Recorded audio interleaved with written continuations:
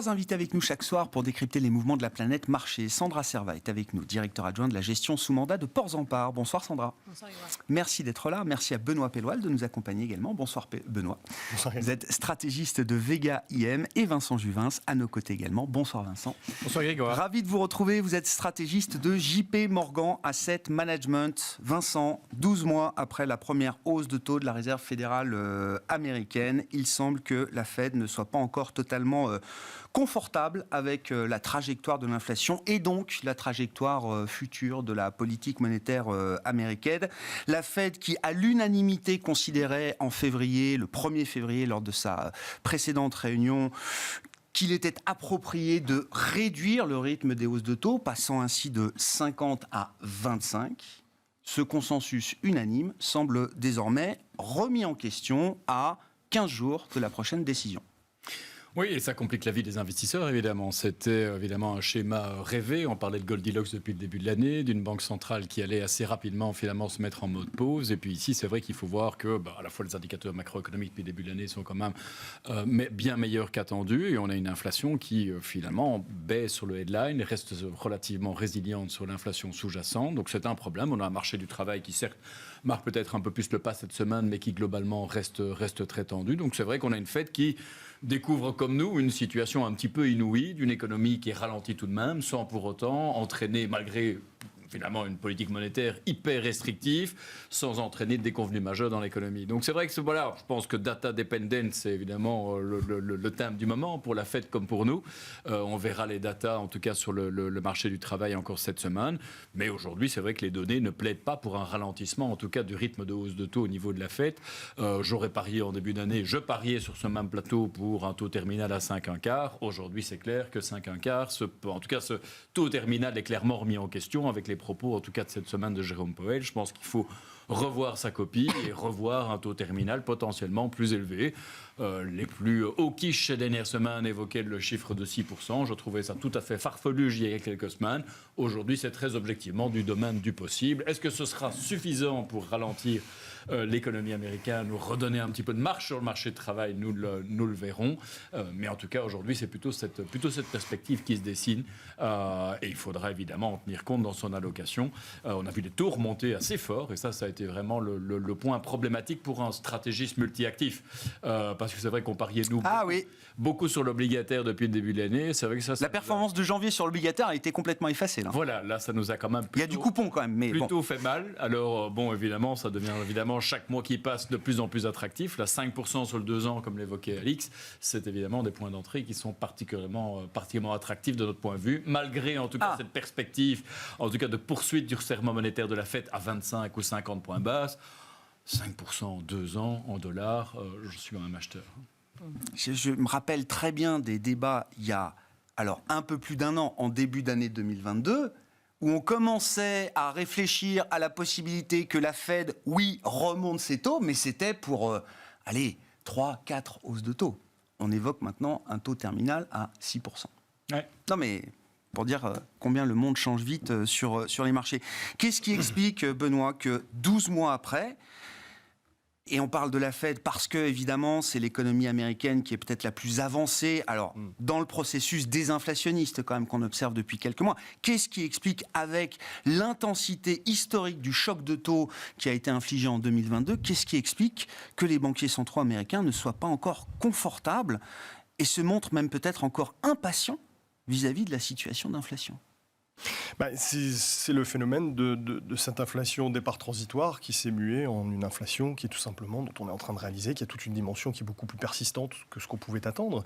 Et surtout la réalisation que le seul moyen, en réalité, de la combattre, c'est le resserrement monétaire, c'est d'entraîner un freinage de l'économie, puisque les paramètres qui génèrent cette inflation ne peuvent pas se calmer naturellement, comme la dimension transitoire s'est déjà calmée.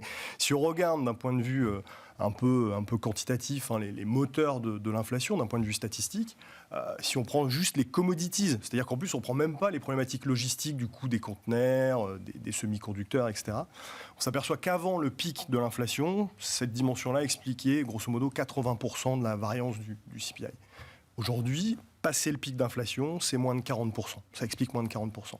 Et en revanche, Ce qui a pris du poids dans le moteur de l'inflation, c'est les composantes des marges des entreprises et c'est également la composante salaire. Et donc effectivement, c'est ça qui est nouveau, c'est ce qu'on essayait tous d'éviter au tout départ de ces pressions inflationnistes. Malheureusement, ça n'a pas été évité parce que tout simplement, ça a duré probablement trop longtemps et surtout parce qu'il y a eu une réponse à ces pressions inflationnistes à travers des hausses de salaire, à travers des politiques budgétaires, à travers aussi des augmentations de prix qui passent aux consommateurs de la part des entreprises. Et la vraie problématique, en réalité, c'est que cette dimension de l'inflation, elle ne peut pas disparaître sans rien faire. Autant la dimension transitoire pouvait se calmer avec un retour à la normale post-Covid des chaînes de logistique, etc. Les hausses de salaire ne sont pas indexées à la baisse avec les chiffres de l'inflation, même chose sur les marges. Le seul moyen de les combattre, c'est de passer par un freinage plus ou moins important de l'économie, et le seul moyen de le faire, c'est à travers des hausses de taux. Donc je rejoins complètement ce qu'évoquait Vincent, c'est ce qui change, on est obligé de se projeter dans un scénario de resserrement monétaire qui va être un peu plus dur et un peu plus long que prévu. C'était une intuition qu'on voyait venir et qui commence à être documentée, y compris par les banques centrales elles-mêmes. Le fait que les hausses des prix finaux passés aux consommateurs est servi en partie à compenser des hausses de salaire, mais est servi également en grande partie peut-être à reconstituer des marges, alors de manière légitime pour certaines entreprises et certains secteurs, mais peut-être pour d'autres à reconstituer des marges au-delà des niveaux normatifs de marge qu'on connaissait avant crise, quelque chose qui est en train d'être discuté, débattu et qui commence à rentrer un peu dans le débat public. Du point de vue de la politique monétaire, qu'est-ce que ça change ? C'est là aussi où il y a une certaine nouveauté, c'est que ça concerne peut-être cette problématique des marges, peut-être un peu plus l'Europe que les États-Unis. D'accord. C'est plus prépondérant en Europe, cette question de l'inflation tirée par les marges, guidée par la reconstitution des marges ? On n'a pas les mêmes données pour faire la même analyse quantitative, on n'a pas les mêmes historiques, ni les mêmes données homogènes de salaire en zone euro pour le faire, mais il y a une forte suspicion que, autant aux États-Unis, c'est plus la dynamique des salaires qui est actuellement à l'œuvre, autant en zone euro, c'est plus cette problématique de marge des entreprises qui est un des moteurs importants de l'inflation. Donc oui, effectivement, c'est un sujet qui est en train d'émerger et c'est ça la nouveauté, je dirais, assez récente et c'est là où il faudra aussi être un peu... Enfin, nous, on se montre quand même relativement prudent sur les marchés européens. Après l'excellent parcours qu'on vient d'avoir, une partie de l'explication de ce parcours repose aussi sur cette idée que l'inflation en Europe pourrait corriger plus rapidement que prévu parce qu'il y a cette dimension plus importante de matières premières. En réalité, il y a en tout cas ce risque qu'il ne faut absolument pas exclure, qu'on serait surpris d'une persistance plus importante de cette inflation en zone euro. C'est peut-être pas à travers des hausses de salaire aussi importantes qu'aux États-Unis, mais à travers des canaux différents d'indexation indirecte et la problématique des marges des entreprises. Donc voilà, pour nous, c'est effectivement un problème qui met à risque justement cette belle progression des marchés européens. Et ça reste un sujet qui doit être géré par la politique monétaire ou est-ce que c'est des questions presque microéconomiques ou sectorielles qui peuvent être adressées d'autres manières ? Effectivement, la question se pose, mais j'ai du mal à imaginer que les entreprises, de leur bon gré, vont accepter d'avoir des marges plus faibles. En l'occurrence, le seul moyen de l'accepter, c'est un freinage de l'économie. Et le freinage de l'économie, il ne va pas arriver par magie, vraisemblablement, comme c'est toujours le cas lorsqu'on a un choc inflationniste. On a un resserrement monétaire qui a pour but d'entraîner un freinage de l'économie. Donc je pense que ça n'est pas différent de l'historique. Ça passe par un resserrement monétaire qui... au-delà de l'ampleur, mais peut-être d'une durée plus importante que ce qu'on attendait, qui doit entraîner un freinage de l'économie pour calmer ces pressions inflationnistes. Sandra, quand on investit dans l'univers action, évidemment, les marges, c'est la clé de tout, et voir les marges progresser, c'est toujours une bonne nouvelle pour un investisseur action.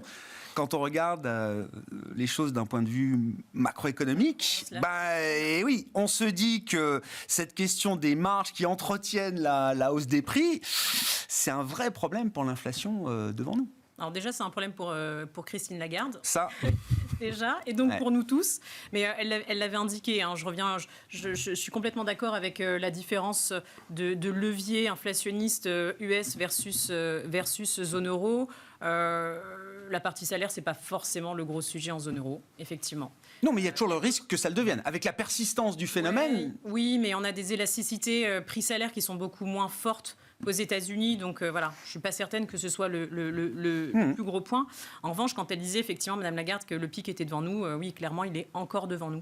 Maintenant, c'est des sujets dont on parle aujourd'hui, mais qui avait déjà été mis en lumière il y a quelque temps. À l'été 2022, le FMI avait déjà commencé à alerter. En septembre, il y a eu un rapport. Alors, il y a 2 points. Le premier, c'est ce fameux rapport qui a été publié en septembre et qui indiquait qu'en zone euro, 40% de l'inflation actuelle était inexpliquée par les modèles conventionnels.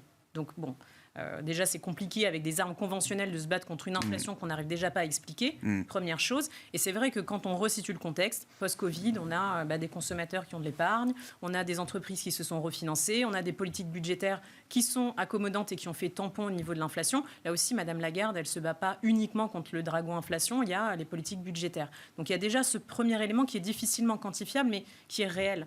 Et après, on a effectivement l'augmentation des marges des entreprises. On a des entreprises qui ont bénéficié de manière tout à fait rationnelle, c'est l'homo economicus. On est dans un univers où on a la possibilité on a une demande qui ne faiblit pas, qui est là. On s'est tellement focalisé. Et donc on teste l'élasticité de sa demande finale. On ne se l'est pas encore pris dans le nez, et c'est ça. Peut-être plus tard, mais en tout cas aujourd'hui on a une demande qui était là. Et puis en fait on s'est vraiment focalisé sur la demande en se disant quand est-ce qu'elle va baisser, etc. Qu'on a oublié l'offre. Et l'offre, ça fait quand même 2-3 ans qu'elle est sous contrainte. Et donc, pour une entreprise tout à fait normale et rationnelle, quand on peut, on fait. On a effectivement les publications de résultats des entreprises européennes qui étaient plutôt bonnes. Quand on voit des effets volumes faibles, à 0, avec des effets prix à 2 chiffres, des impacts sur les marges qui sont effectivement positifs, oui, on a... Là aussi, c'est difficile à quantifier. Mais on le voit quand on regarde un petit peu toutes les publications de résultats, que ce soit aux US ou que ce soit en zone euro. Mais... moi, je suis assez étonnée qu'on soit ému de ça aujourd'hui. Tout à fait, pour être tout à fait honnête. Quand on dit que le marché action est un hedge naturel contre l'inflation, ça sous-entend quoi ? Ça sous-entend qu'effectivement, on est protégé parce que les entreprises augmentent leurs prix. Aujourd'hui, les marchés actions européens font des pertes de X%, 20, 30% même pour certaines entreprises, parce qu'effectivement, il y a de la marge. Maintenant, il y a 2 questions. 1, est-ce que c'est maintenable? Est-ce que c'est durable, cette augmentation des prix?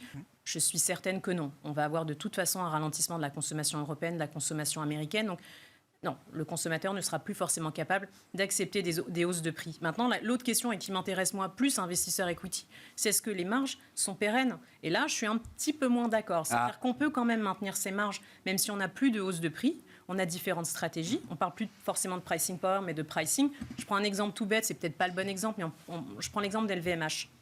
Elle va augmenter ses prix en Chine parce que la demande est forte. Et en revanche, sur la partie Europe et US qui cale un peu... Ils vont faire attention. Il y aura certainement un petit effort, même si, bon, en termes d'élasticité, ce n'est pas ceux qui ont le plus de problèmes. Mais en revanche, on le voit même dans d'autres secteurs, c'est tout à fait rationnel. On est dans un cycle où les entreprises peuvent augmenter leurs prix. Le jour où les volumes seront à risque, elles feront marche arrière. Et c'est le cas notamment sur l'agro et notamment aux États-Unis, où Walmart, tout le monde se regarde un peu en chien de faïence en se disant qui va dégainer le premier et baisser ses prix pour capter des parts de marché. Le problème, c'est que sur l'agro et en France, par exemple, dans un pays administré comme la France, on fixe quand même les prix sur 12 mois. Et c'est vrai que quand on voit la chute des coûts d'entrant pour certaines industries agroalimentaires, c'est vrai qu'on se dit, bon, est-ce que c'est vraiment le moment de fixer des hausses de prix sur la base des prix passés sur 12 mois devant nous encore? Mais l'agro, il y a d'autres boîtes comme des Costco, par exemple, où ça fonctionne par abonnement. Donc il y a toujours une possibilité d'eux. Mais en tout cas, les entreprises réagiront si les volumes sont à risque. Ça, j'ai aucun doute sur ça. Je me réfère, alors c'était le patron de Lufthansa ce matin. Alors lui, il est très content avec la rentabilité de ses vols. Et il dit, moi, je ne sais pas si je vais normaliser mon offre sur les niveaux d'avant-crise. Parce que avec une offre un peu contrainte, chaque vol est beaucoup plus rentable qu'avant. Hein. Oui. Donc je ne suis pas prêt à remettre tous les avions en circulation. Hein. Et en plus de l'augmentation des prix, c'est la shrinkflation. Essayez de trouver encore un journal dans votre vol Lufthansa ou peut-être chez France. Mais en tout cas, les journaux ont disparu des vols. C'est une des victimes. Essayez d'en trouver un dans votre hôtel. Enfin, je dirais partout. Moi qui voyage. Oui, bien sûr. Il n'y a plus de journaux. Hôtel, il n'y a plus de petits pots de shampoing. Il est fixé au mur et même dans les beaux hôtels. Enfin, je veux dire partout. Vous savez que vous pouvez l'avoir en tablette, le journal aujourd'hui, Vincent. Mais enfin, c'est plus écolo d'ailleurs. Voilà, j'ai toujours affectionné en tout cas la version papier, mais en tout cas, on le voit dans tous les services. Évidemment, cette shrinkflation est assez présente et ça a été aussi un vecteur en tout cas de protection et pour doper les marges. Et même, alors il y a shrinkflation et il y a excuseflation, c'est-à-dire que non mais c'est ça, c'est le nouveau concept. On parle des marges. Voilà, il y a cet esprit inflationniste qu'on n'a jamais connu et qui bénéficie à des entreprises qui n'imaginaient même pas un jour peut-être pouvoir monter leur prix de 10, 15, 20% pour certaines d'entre elles. Tout dépend de leur place dans la chaîne. Mais justement, c'est peut-être un peu ce qui est nouveau depuis le milieu. C'est vrai que sur ce processus de hausse des prix de la part des entreprises, effectivement, tout le monde en bénéficie au début. Et maintenant, et d'ailleurs, je pense que dans la réaction du marché aujourd'hui, il commence à y avoir un peu de discrimination entre celles qui vont être un peu plus capables, plus longtemps de le faire. LVMH, ces vraies valeurs de... On va voir les passagers clandestins du pricing power. À l'image de ce qui s'était passé dans la tech l'année dernière, où on voit les passagers clandestins, j'ai un peu le sentiment qu'on va voir les passagers clandestins du pricing power, en réalité, de l'effet d'aubaine. Et effectivement, c'est d'ailleurs, à mon sens, où on voit que la corrélation des valeurs de croissance avec les taux, elle est moins importante que l'année dernière, même quand les taux continuent se mettent de nouveau à monter depuis le début de l'année. Donc ça, c'est assez intéressant. Ça plaide justement pour un retour à ces boîtes de croissance. Après, la contrepartie, c'est aussi le signe que on va progressivement anticiper le freinage du cycle. Parce que l'autre explication, c'est effectivement le côté demande. La croissance aux États-Unis, elle a surpris là, au tout début de l'année. C'est un peu mieux. Mais encore une fois, ce sont des effets extrêmement difficiles à lire parce qu'ils sont perturbés par les conséquences du Covid. Encore une fois, sur la consommation aux États-Unis, au-delà du marché du travail, il y a les ajustements d'indexation sur les cost of living adjustments. Les ménages modestes ont reçu un chèque 10% supérieur parce que c'était indexé sur l'inflation qu'ils ont très largement dépensé au mois de janvier. Encore en ce début d'année, c'est ça. Exactement. Ouais. Alors, d'après les données publiées sur les encours de cartes, etc., cet effet-là, il est déjà passé. On revient à une consommation qui a un trend qui n'est pas forcément super bon. Donc voilà, on sent que le mood est en train de changer et je rejoins ce que Vincent évoquait sur les opportunités sur les taux, etc., parce que oui, c'est plus la croissance progressive qui va être la problématique, conséquence de ce resserrement. On va voir, les passagers clandestins du pricing power. Sandra, vous êtes d'accord avec cette idée-là ? Oui, certainement. Ouais. Alors, c'est qui les passagers clandestins du pricing power ? Moi, je regarde plutôt l'inverse. Oui, mais justement, mais en creux, moi, ça m'intéresse de savoir ceux que vous ne regardez pas, ça m'intéresse. Non, moi, c'est surtout ceux qui, a priori, vont bien s'en tirer. On avait fait un audit sur ça et j'en parlais la dernière fois que j'étais là, le mois dernier, sur ces sociétés qui ont une faible volatilité des marges. Et c'est extrêmement important. Alors, bien sûr, on a eu un effet d'aubaine là, en fin 2022. Et ça se voit encore sur les T4 et ça se verra certainement au premier trimestre. Mais c'est ça qui est important. Et on l'a vu, notamment, je parlais de l'industrie, notamment en fin d'année dernière, qui était un gros call chez nous avec des leaders. Et c'est ça, en fait. On essaye de regarder, dans un premier temps, notre allocation sectorielle. Et qui est leader là-dedans ? Des Siemens, des Schneider, c'est des marges à 2 chiffres, quel que soit le cycle. Donc voilà, il y a aussi une efficacité opérationnelle qui est là, il y a des gains de productivité, il y a plein de choses pour maintenir les marges. C'est nouveau de se dire que dans ce secteur industriel lourd, il y a un pricing power qu'on n'a peut-être pas imaginé ou vu dans le cycle précédent. Non, mais ça change un peu le statut de ces entreprises, le statut boursier peut-être de ces entreprises. Oui, ça change. Alors, elles ont toujours eu l'étiquette de best in class, de toute façon, mais après, certainement, ça change un petit peu et on n'avait pas forcément en tête qu'il y avait du pricing power sur ce segment-là. Mais encore une fois, il faut se rappeler qu'il y avait aussi un problème d'offre. Et moins de cyclicité sur le secteur industriel. On le voit notamment dans l'IT. On a quand même pas mal de boîtes qui sont devenues aussi des boîtes avec plus de volatilité sur les marges, sont devenues des boîtes quasi défensives. Des utilities, quoi. Voilà, Microsoft de ce monde et autres, aujourd'hui sont les stars des fonds dividendes actuellement, ont plus de sensibilité au cycle du tout. Et c'est vrai que ça les rend intéressantes dans le contexte actuel où, en effet, ça va quand même, dans les prochains mois, devenir un petit peu plus difficile pour les marchés d'actions.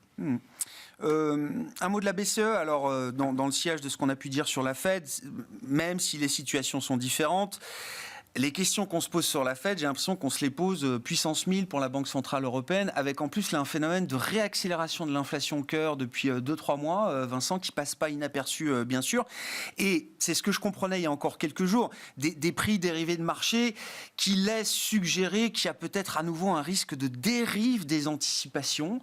Le 5 ans dans 5 ans en zone euro, alors qui est sans doute une mesure imparfaite, dérivée, etc. Mais voilà, repart quand même assez nettement à la hausse. Et d'ailleurs, se retrouve au même niveau que le 5 ans dans 5 ans américain. Le marché se dit, les États-Unis et l'Europe auront 5 ans dans 5 ans le même niveau d'inflation, autour de 2,5%.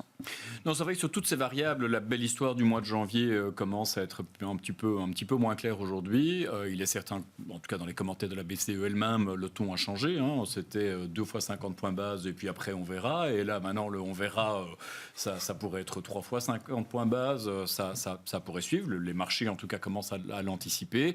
Et la réalité des chiffres est là. L'inflation cœur est est importante. C'est vrai qu'on avait espéré que les prix de l'énergie baissant, ça allait finalement relâcher la pression sur les agents économiques, les entreprises, les ménages, sur les velléités de demander des augmentations salariales et ainsi de suite. Or, on voit que les prix ont certes baissé, mais restent évidemment élevés. Et on est dans ce contexte qu'on décrit tous ensemble, où l'inflation est le sujet numéro 1 aujourd'hui aux 20h sur la plupart des chaînes de télévision, et à juste titre. Mais donc, elle s'installe dans l'esprit, en tout cas, des agents économiques que nous sommes. Et c'est vrai qu'on a quand même quelque chose qui est en train de se dessiner. Évidemment, le problème de la BCE, c'est que, comme d'habitude, pour des raisons évidentes, elle arrive évidemment en retard par rapport à la Fed. Elle arrive aussi en même temps avec la BOJ, où on a finalement Banque du Japon, un contexte de marché qui est moins facile pour normaliser cette année. Donc on verra évidemment sur l'environnement de taux ce que ça donnera. Mais en tout cas, les marchés sont moins convaincus du côté caractère transitoire, en tout cas de l'inflation sous-jacente, à suivre. On a quand même, on ne va pas dramatiser ce soir, on a quand même une belle courbe descendante sur l'inflation en Europe et ça devrait continuer. On s'était pris au mois de janvier à espérer qu'on pourrait toucher sur l'inflation globale 2% en fin d'année. On est plutôt sur du 3 maintenant. Ça baissera sans doute un petit peu moins vite. Je pense que moi, il y a quelque chose qui me surprend depuis le début de l'année, que nous avons, enfin en tout cas, j'ai sans doute sous-estimé. En termes, on a vu en tout cas la normalisation des chaînes logistiques, la réouverture forte de la Chine. On avait beaucoup discuté de déglobalisation l'an passé. Et je pense que la plupart des économistes étaient accordés à dire que ce n'est pas la fin de la globalisation, on va sans doute vers une globalisation plus multipolaire. Il y avait peut-être, en tout cas, certains plus négatifs qui disaient c'est la fin. Mais en tout cas, aujourd'hui, je vois que ça s'accélère dans pas mal de secteurs d'activité. Sandra pourra peut-être en attester dans les entreprises qu'elle suit, mais moi, je vois à la fois dans la mode, la fabrication de vêtements, l'industrie ou que sais-je. Essayer en tout cas de se désensibiliser à la Chine est devenu une stratégie qu'on voit quand même. L'exemple emblématique, c'est Apple qui fait un peu le forcing pour installer des implantations industrielles en Inde. Oui, c'est moins facile visiblement en Inde qu'en Chine, mais c'est quand même stratégique pour un groupe comme Apple. Pour des questions de sécurité de chaîne logistique, tout simplement pour des questions aussi d'image en Occident ou pour différentes, en tout cas, raisons évidentes, en tout cas de communication de la Chine, d'action de la Chine ces derniers mois. En tout cas, en Occident, c'est vrai que la perception de la Chine a été détériorée par rapport à ça, et des entreprises qui, d'un point de vue image, veulent en tout cas rapatrier tout partie de leur chaîne de production. Et on commence, et on le voit d'ailleurs, que l'investissement des entreprises tient vraiment très très bien aux États-Unis et en Europe. Alors l'investissement résidentiel réagit bien au taux et se casse la figure, mais l'investissement des entreprises, lui, est toujours en progression. Et il y a vraiment, sans doute aussi, cet effet de réorientation de chaîne logistique qui vient encore en rajouter une couche, je dirais, sur la dynamique inflationniste. Ça alimente un cycle d'investissement qu'on attendait. De l'inflation aussi, mais un cycle d'investissement, effectivement. Compte tenu de l'augmentation. Et quelque part, le consommateur n'est pas toujours contre. Aujourd'hui, dans cet, en tout cas, contexte ESG, acheter proche de chez nous, consommer local et ainsi de suite, c'est quelque chose pour lesquels les consommateurs sont davantage. Il y a une demande. Je reviens aux questions macroéconomiques, Benoît. La question du marché du travail, et on est en plein dans une séquence clé aux États-Unis, notamment avec la publication de différents indicateurs. Demain, le rapport mensuel sur l'emploi, mais on a eu d'autres indicateurs concernant le marché du travail américain, toujours dans la perspective de la prochaine réunion de la Fed le 22 mars. Ce marché américain, et vous êtes plongé dedans sérieusement, il est aussi fort que ce que laissent entendre les chiffres headline qu'on peut voir, 240 000 créations d'emplois dans le secteur privé, des inscriptions hebdomadaires au chômage, alors je crois qu'elles sont un peu supérieures à 200 000 cette semaine, mais qui sont quand même en moyenne toujours inférieures à 200 000, des ouvertures de postes toujours proches de 11 millions en janvier. Est-ce que c'est toujours une force incroyable du marché du travail, ou est-ce qu'il y a quand même, en se plongeant dedans, des signaux de faiblesse ? Il y a des signaux faibles d'une faiblesse du marché du travail aux États-Unis. Alors c'est vrai qu'il est encore toujours très solide, mais il y a quand même des choses qui soulèvent des questions. Et nous, on se pose la question de se dire, attention, est-ce qu'on ne va pas, au bout d'un moment, avoir un marché du travail qui résiste peut-être de façon difficile à expliquer, et qu'au bout d'un moment, il va finalement se dégrader peut-être plus rapidement que ce qu'on pouvait attendre. Encore une fois, à chaque fois on aborde les récessions, le taux de chômage il est au plus bas, et derrière il remonte assez vite. En moyenne, quand la récession a commencé, le taux de chômage, 3 à 6 mois plus tard, il est au moins 100 points de base plus élevé. Donc ça va assez vite. Et donc l'idée, c'est d'essayer de regarder justement quels sont les signaux. Et oui, il y a des signaux de dégradation en réalité. Alors déjà, il y avait les effets saisonniers. Il faut bien avoir en tête que ça a levé pas mal de suspicions quand même, ces chiffres, avec un ajustement saisonnier quasiment le plus élevé historiquement. Mais en réalité, quand on regarde l'économie américaine, elle a créé énormément d'emplois à temps partiel, a multiplié les personnes qui cumulent des emplois. Et les emplois à temps plein, elle n'en a quasiment pas créé depuis le mois de mars l'année dernière. salaires. Quand on regarde effectivement la perception des entreprises à travers les différentes études, donc bien évidemment, ce qu'on appelle les soft data, mais quand on regarde ces indications-là, les velléités d'embauche des entreprises américaines, elles sont quasiment au plus bas depuis le moment le plus dur du Covid. Et même chose sur ces chiffres qu'on commande souvent des emplois non pourvus aux États-Unis, toujours très élevés.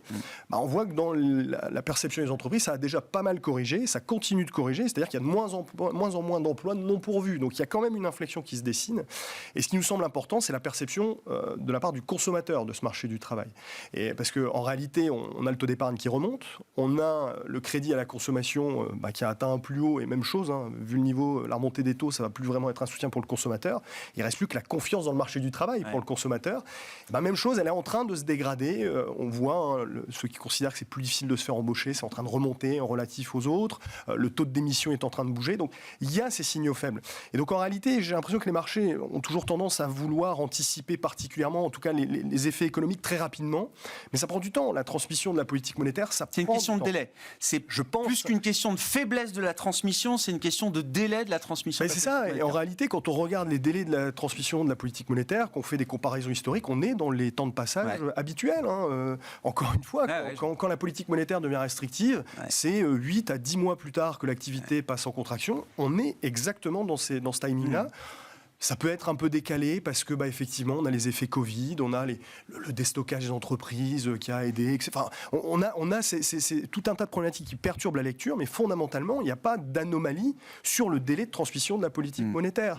Donc, voilà, encore une fois, il faut regarder historiquement, si on prend le cycle précédent, la courbe des taux en 2007, 2008, 2009, la courbe des taux, elle a été inversée 24 mois avant d'entrer en récession. C'est ça. 2 ans. Donc, on n'est pas encore dans cette dimension-là, mais voilà, il faut laisser à la politique monétaire le temps de faire son œuvre, et elle se fait dans l'économie réelle. Je terminerai là-dessus.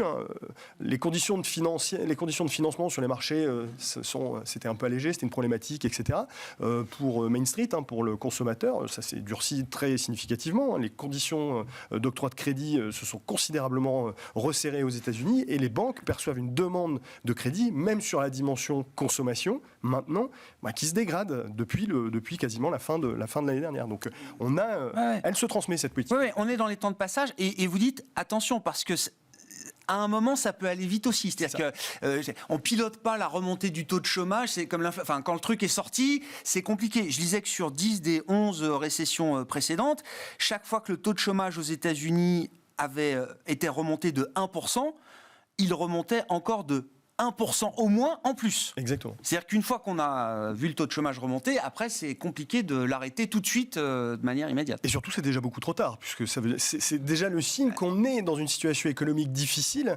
Et donc voilà, ça peut aller effectivement très vite, et il ne faut pas être surpris de voir que pour l'instant, la transmission s'effectue. Attention, la dégradation, on va la voir. C'est encore une fois, la lecture est très perturbée, mais elle va arriver. Dans le marché du travail, ce ne sera peut-être pas la variable la plus pertinente pour suivre cela. On est dans une situation quand même démographique. C'est eux qui nous mettent le nez dessus. Oui, on est dans une situation démographique inouïe, où on a un choc d'offres de travailleurs aux États-Unis qui est du jamais vu. Des années Trump, années Covid, déficit d'immigration. On réouvre les vannes pour l'instant, ça va peut-être aider, mais les baby-boomers qui partent massivement à la pension, quand on voit le taux de participation des plus de 50 ans, c'est une lourde chute à laquelle on observe aux États-Unis actuellement. Donc c'est vrai que là, le marché du travail opérera sans doute de manière tendue pendant encore un certain temps. Si on espère que Powell sera justement patient, un peu plus. Ouais. On verra, c'est une question aussi de risk management. Moi, j'adhère plutôt à la théorie du petit pas, du 25 points de base et attendre de voir les statistiques. Après, a priori, j'avais pas le nez creux. Le mois dernier, quand on s'est vu, je pensais que Jérôme Powell serait un bad cop.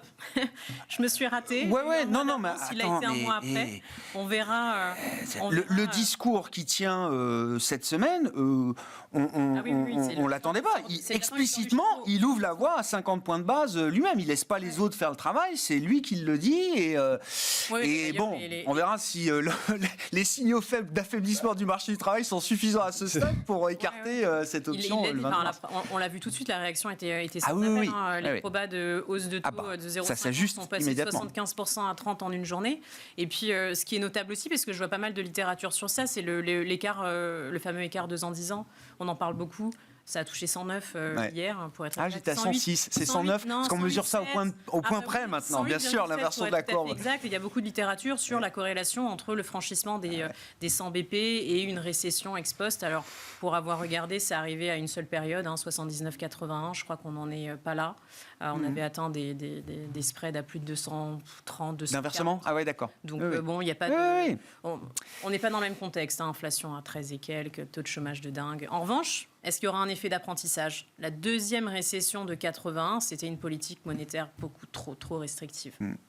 On verra. C'est pour ça, on verra. Suspense.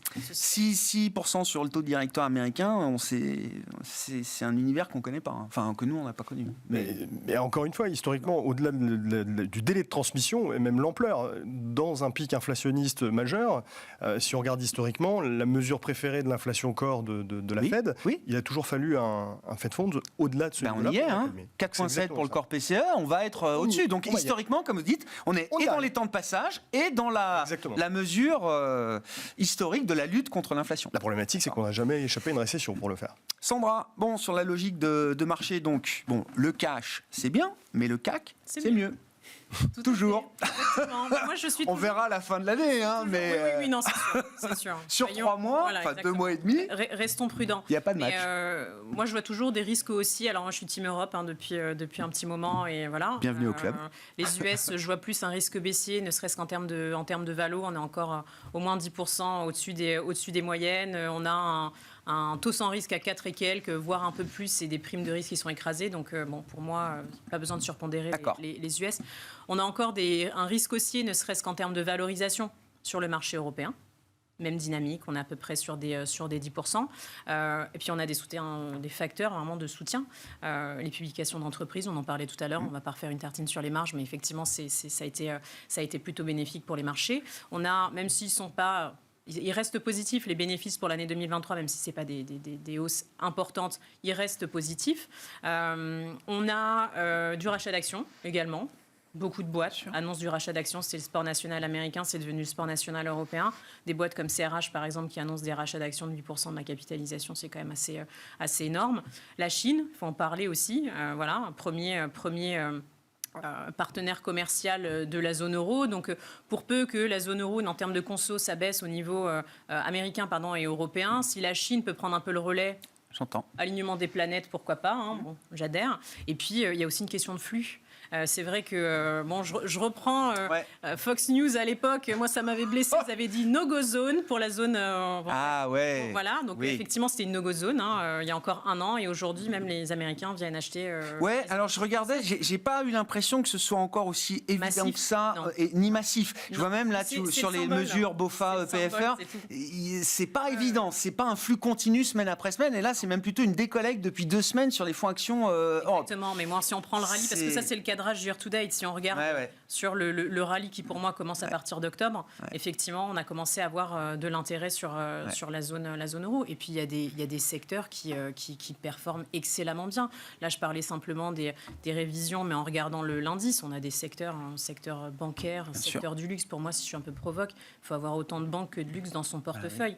Il faut être massif. Nouveau, ça, je ne suis pas très originale en parlant de luxe, mais quand on a des révisions bénéficiaires de plus de 5%, moi, effectivement, il faut y aller. Et puis les banques, pareil. Oui, c'est à plus 20, plus 25 les banques, c'est ça. Oui, et puis les révisions bénéficiaires sont à peu près à ces niveaux-là aussi. Oui, donc c'est cohérent. C'est pas. C'est plus que cohérent, c'est qu'en plus de ça, on a encore du potentiel d'appréciation.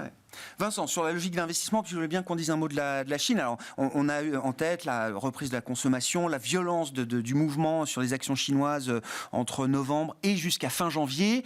Et le mois de février a été non seulement un coup d'arrêt, mais un retracement un peu visible, peut-être même des actions chinoises. Alors la Chine, je pense qu'on peut déjà la jouer, comme Sandra l'évoquait, sur le luxe en France. 2,6 trilliards de dollars d'épargne excédentaire accumulés pendant les différentes périodes de conflit en Chine. On commence à le voir assez bien dans les rues parisiennes. Ce cash va être quand même dépensé assez largement, comme nous l'avons fait en son temps. Donc, je pense que ça, c'est déjà une manière de l'aborder. Donc, en tout cas via les sociétés occidentales qui profitent de la consommation en Chine. Alors je pense que sur le secteur des services, c'est certainement très clairement quelque chose à faire. Il y a un problème en Chine, c'est que d'un point de vue macroéconomique, on ne voit pas beaucoup de grandes idées pour l'instant. Objectivement, Xi Jinping est un peu en panne d'inspiration depuis 18 mois. Le 20e congrès du Parti communiste chinois n'a pas donné lieu à de grandes avancées, si ce n'est en tout cas le grand engagement sur la transition énergétique et ainsi de suite, où ça reste en tout cas une filière qui est en tout cas particulièrement intéressante en Chine. Sur le reste, on le sent un peu en panne d'inspiration, ou peut-être en panne de capacité réellement d'action. On voit avec finalement une ambition en termes de croissance qui a quand même été revue sensiblement à la baisse. On sent qu'il n'y a pas beaucoup de leviers qu'on peut activer aujourd'hui pour relancer la machine. On est quand même toujours avec un secteur immobilier fragilisé. Dès lors, malgré une inflation qui est faible en Chine, la PIB aussi, elle est quand même relativement bloquée dans sa capacité, évidemment, à baisser les taux pour relancer un petit peu la dynamique. On ne peut pas faire comme en 2008, un plan de relance où on ouvre toutes les vannes du crédit et on lâche la machine, c'est pas possible. Et puis, il y a un déficit d'image. Aujourd'hui, c'est vrai qu'on a tous envie d'être positifs sur la Chine. Valorisation, perspective de croissance bénéficiaire, orientation sectorielle, enfin, tous les indicateurs sont au vert, objectivement, pour ce marché. On est surpondéré sur la Chine, soyons clairs. Mais c'est vrai que sur la dynamique de flux, il y a aujourd'hui quelque chose qui est pas au rendez-vous. Et on sent que les investisseurs globaux ont pas l'appétence, en tout cas, pour le marché chinois actuellement. Pour dire les choses un peu simplement, il y a eu la rencontre Biden-Xi Jinping en novembre, je crois. Et ça fait beaucoup de bien. Et voilà, qui était vécu comme un signal. Tiens, il y a peut-être une fenêtre de tir, de stabilisation de la relation Chine-US. Et je crois que l'affaire du ballon a quand même fait voler pas mal de choses en éclats. Donc, voilà, ça c'est une certitude et on sent que dans la dynamique de flux, les flux ne sont pas là. Néanmoins, les valorisations sont toujours extrêmement attractives et soyons réalistes, la réouverture de la Chine, même sans grande inspiration en termes de politique économique, va être un boost quand même assez important pour pas mal de secteurs d'activité, sans compter que, en tout cas, la Chine profitera en tout cas pas mal d'autres marchés. J'ai envie en tout cas de compléter les propos de Sandra sur un deuxième secteur. Alors là, on ne parle plus de la Chine, on revient en Europe, mais c'est vrai que les banques aujourd'hui, devenir actionnaire de sa banque, ça reste quand même une bonne idée à ce stade de l'année. Je serais plutôt, moi, nuancé sur les marchés d'actions, vous l'aurez compris, certainement après la remontée du CAC 40 et des indices européens depuis le début de l'année. L'Europe, on l'avait bien joué. Aujourd'hui, j'en rajouterai pas. Je serais plutôt neutre au maximum. Par contre, sur sectoriellement, ou sur des thématiques, oui, bien sûr. Des bonnes choses à faire. Je pense qu'on est encore à 0,7 en termes de price to book sur le secteur bancaire européen. Même si le marché ne fait plus rien, on a 5% de rendement de dividendes. Et en tout cas, le secteur qui a des marges aujourd'hui, qui crève le plafond, c'est vraiment les banques. L'environnement de taux, c'est évidemment bienvenu. Donc, les banques, le luxe, je souscris assez bien à ces idées. Et la Chine, en tout cas, ça reste une bonne thématique. Mais voilà, on verra sur les flux dans les prochains mois. Benoît, dans les signaux faibles là, que vous évoquiez, alors c'était intéressant, avec le discours un peu plus hawkish de Jérôme Powell et le repricing immédiat des marchés obligataires en début de semaine. Il y a encore quelques temps, le Nasdaq aurait pu perdre 3-4% sur une journée comme ça, sur un discours comme ça, en mode un peu Jackson Hole bémol, quoi. Et en fait, là, vous dites, on commence à voir quand même une résilience, une résistance de ces indices à forte pondération technologique. La tech, de façon plus générale, c'est valeur de croissance. Et justement, la tech, il y a un effet un peu spécifique, c'est que la tech est un segment... On évoquait un peu le même phénomène sur les valeurs industrielles. C'est un secteur qui est beaucoup moins cyclique qu'auparavant. Les business qui reposent sur de l'abonnement, etc. Enfin, les valeurs de tech, c'est plus... On n'achète pas l'espoir de croissance future. C'est parmi les boîtes les plus rentables du monde, pour celles qui, en tout cas, font bouger les indices. Et je pense que c'est un raisonnement qui est général pour les valeurs de croissance. Effectivement, maintenant, de plus en plus, la problématique inflationniste, hausse de taux, c'est pas encore le cas, ça peut encore continuer, mais va progressivement laisser la place à la problématique de la croissance qui freine. Et on reste assez convaincus que dans ce contexte-là, de courbes de taux très largement inversées, c'est pour ça que je mettrai un bémol notamment sur le call sur les banques, et dans cet environnement-là, et de croissance qui freine, on risque d'avoir pour nous, en tout cas, le retour de cette logique de constitution de primes de valorisation pour la qualité, pour la visibilité sur les résultats. Et c'est vrai que par rapport à l'historique, il y a un secteur qui ressort de ça, c'est justement la tech, qui est probablement... en tout cas, pour celles qui pèsent très lourd dans les indices, ça a un peu changé de statut, offre plus de visibilité qu'auparavant, moins de cyclicité. Sur une décennie, les EPS de la tech, la volatilité a été divisée par 2. Donc, C'est clairement un secteur différent. Et nous, c'est effectivement à travers cette logique relative qu'on appréhende les marchés. Donc, on reste quand même relativement prudent, effectivement, sur le marché action. Je rejoins exactement ce qui vient d'être évoqué. Mais on fait de la logique de relative et on revient progressivement sur ces thèmes plutôt croissance qui offrent plus de visibilité. Ouais. On n'a pas le temps d'ouvrir le débat, mais je voulais vous poser la question, parce que je sais que vous suivez ça de près. Alors, c'est pas la naissance de l'IA aujourd'hui, mais évidemment, tout le monde a en tête ce que OpenAI et ChatGPT apportent à la visibilité de l'IA générative, comme on dit. C'est l'analyse de Forrester, je crois, aux États-Unis, qui disait ça il y a quelques mois. C'est peut-être le moment iPhone de l'intelligence artificielle. C'est le moment où l'usage grand public explose. En tout cas, oui. En tout cas, ça fait très longtemps qu'il y a un débat sur les progrès engendrés par la tech et notre productivité, et qui ne sont pas probants en réalité. On voit bien que notre productivité ne fait que décliner. Est-ce que, comme la transmission de la politique monétaire, c'est simplement une question de délai et que ça doit se généraliser? On y est peut-être, l'avenir nous le dira, mais en tout cas, effectivement, c'est un sujet, malgré toutes ces innovations technologiques, on voit qu'on a encore un problème de déficit de gain de productivité dans le monde développé. Ouais. Merci à vous trois, merci d'avoir été les invités de Planète Marché ce soir. Benoît Pellol, stratégiste de Vega IM, Sandra Servat, directeur adjoint de la gestion sous mandat de Ports en Par, et Vincent Juvin, stratégiste de JP Morgan Asset Management, étaient nos invités en plateau.